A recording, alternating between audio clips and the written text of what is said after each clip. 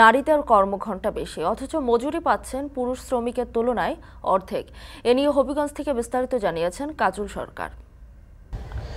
এই যে হাওর জুড়ে বোরো ধান গড়ে তোলার উৎসব চলছে, এই উৎসবে পুরুষের পাশাপাশি কিন্তু নারীদের অংশগ্রহণ কোনো অংশেই কম নয়, বরঞ্চ বিশেষ বিশেষ ক্ষেত্রে তাদের কর্মঘণ্টা অনেক বেশি।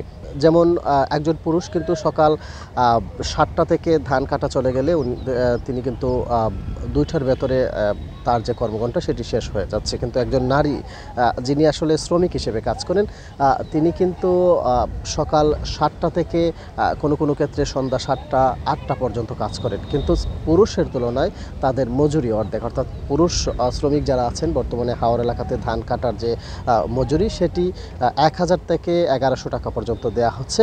অন্যদিকে একজন নারী শ্রমিক যিনি আসলে মাঠেই কাজ করছেন, ধান কাটার বাহিরেও ধান শুকানো, মাড়াই করা কিংবা সেদ্ধ করা, এই যে আনুষঙ্গিক কাজগুলো করে থাকেন, এগুলোর ক্ষেত্রে আসলে তিনি মজুরি পাচ্ছেন 400 থেকে 500 টাকা, অর্থাৎ পুরুষ শ্রমিকের চেয়ে অর্ধেক।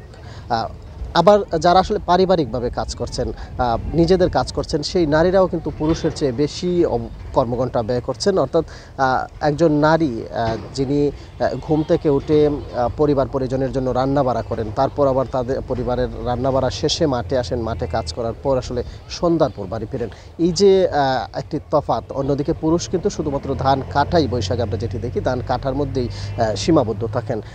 নারী নেত্রীরা যেটি বলছেন যে কর্মঘণ্টা বিবেচনা না করে আসলে লিঙ্গ বৈষম্যের যে বিষয়টি সেটিকে বিবেচনায় নিয়েই নারীদের মজুরি নির্ধারণ করা হয়, যে কারণে পুরুষের চেয়ে শ্রম বেশি দিয়েও আসলে নারীরা মজুরি পাচ্ছেন অর্ধেক বা কোনো কোনো ক্ষেত্রে অর্ধেকের চেয়েও কম। প্রায় 250 বছর ধরে চা বাগানে বসবাস